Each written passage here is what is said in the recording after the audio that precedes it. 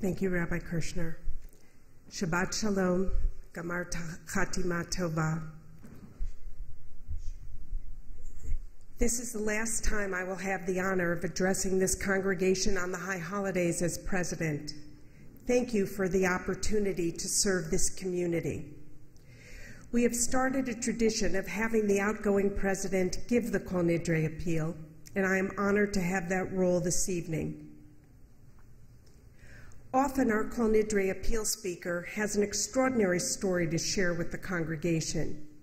Through the speaker's words, we get a glimpse into someone's life and the ways in which this community has responded to their crises and challenges.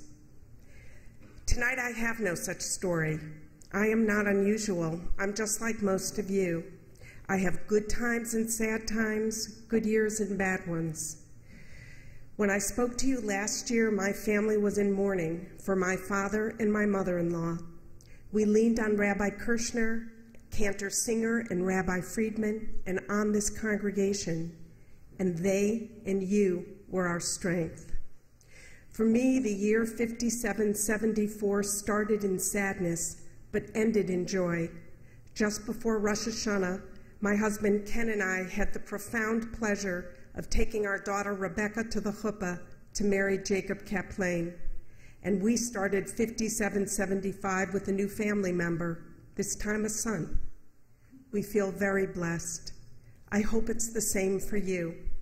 I hope your sorrows are small and your joys are great. Also, I hope you know that when you need us, we will be there for you.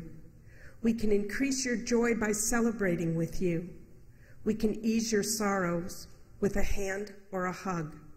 What I felt from this community, you can feel too. It is offered to anyone who wants the community's comfort and care. You will be amazed by the warmth that will surround you if you just reach out.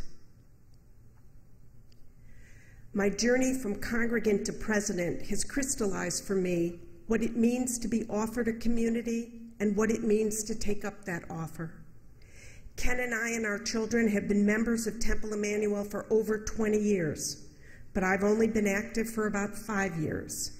I was never particularly interested in becoming involved at the synagogue, and I never responded to requests made of me to participate. I was content to come to Shabbat services, bring my kids when their friends were coming, show up for Purim and on the high holidays, and leave the running of the temple to others. So what changed? Well, I did. The truth is, I became involved because I came to understand that my obligation to this community was more than paying my dues and showing up when I wanted to. After, in essence, being a consumer of services for most of my time as a Temple Emanu-El member, I began to realize that if I wanted to be a part of a dynamic Jewish community, the kind I wanted for my children, I needed to be a part of building it. An active, engaged community doesn't just happen. It is created. It's created by people just like you, people who have families and jobs and other obligations. They are educators and artists, homemakers, physicians, and people who own their own businesses. They are skilled professionals in their own right, and when they finish their day jobs, they come to Temple Emanu-El and give us their expertise for free. These volunteers come with fresh ideas and a deep sense of purpose. They come not only to take what we have to offer, but to offer something themselves. Why do they do it? I believe it's because they know that they are the beneficiaries of a community that was created before them, and that they in turn must create this community anew so it will be there for those who come after. Even our capital campaign, titled Campaign for the Next Generation, makes clear that while we can partake of the good that is here, essentially it is our purpose to invest for the future. How did I come to understand that my role, that all our roles, involved more than just showing up? That happened for me because of our clergy. It was they who taught me that to live a meaningful life, one that elevates me beyond my own everyday concerns, I must join in the work of repairing the world and providing for others. They taught me that Judaism demands more of us than just being a consumer. We cannot simply vote with our feet. We have to build with our hands. If something is wrong, we can't only complain about it. We have an obligation to fix it. We are required to do this because we are not here as customers. We are here as partners. We must concern ourselves with everything that goes on here and everyone who comes here. Please take upon yourself this obligation and become a partner in shaping this community. As is customary, tonight I am asking for your financial support. If you can give more than your dues, please do it.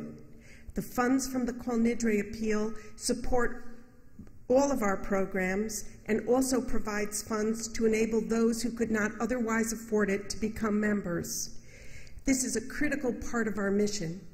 Retaining an economically diverse community is one of our challenges and one of our goals. Tonight, I can assure you that our financial house is in order. We are controlling expenses, finding alternative sources of revenues other than dues, and we have embarked on a careful savings program. But we have had unexpected needs. Our world is different this year than it was last year. This summer brought war in Israel, unrest in Europe, and protesters to Closter. You and your families have all been the beneficiaries of the heightened security measures we have undertaken this year. We aim to keep you safe and free from any worry that could mar your holidays. Our security needs, however, will not end when the holidays are over. We have a continued police presence during religious school. We have undertaken a professional review of our security needs and begun extensive staff training in the area of security protocols. And we will continue to upgrade security so that our synagogue remains warm and welcoming, but is safe and secure as well. None of this was anticipated when we set dues or the annual securities assessment. But those who lead this synagogue are focused on you and your families, your comfort and your well-being, and we are doing what is necessary. At this time, I would like to recognize our clergy, our professional staff, as well as our board of directors and our executive board, Howard Lavin, Michael Brenner, Robert Heidenberg, Andy Wolfer, Amy Kushmaro, Felice Popper, Lee Eagle, and Barry Zingler. These very talented individuals work for us for the love of this community and for the privilege of being a part of what we are creating.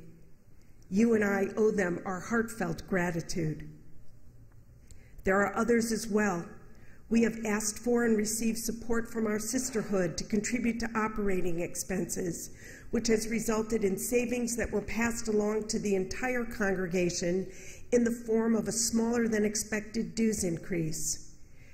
Thank you to Donna Weintraub and the entire sisterhood leadership for your constant support of our temple.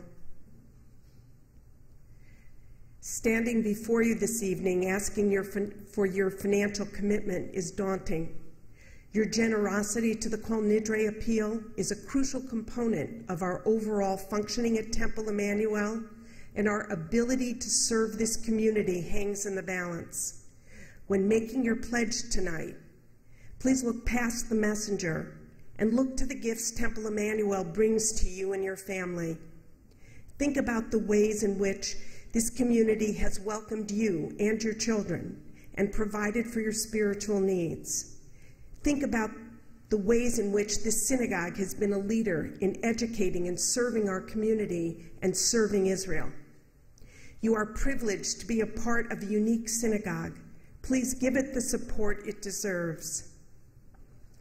Tonight, make a pledge that is your personal call to action. Make a pledge that demonstrates your commitment to our present and to our future. In the ultimate expression of partnership, God says to us, "Build me a sanctuary, and I will dwell among you." Let us together build a congregation that makes us worthy of being partners with God. Ken and I, our daughters, and our son Wish you and yours Gamar Chatima Tova. Shabbat Shalom.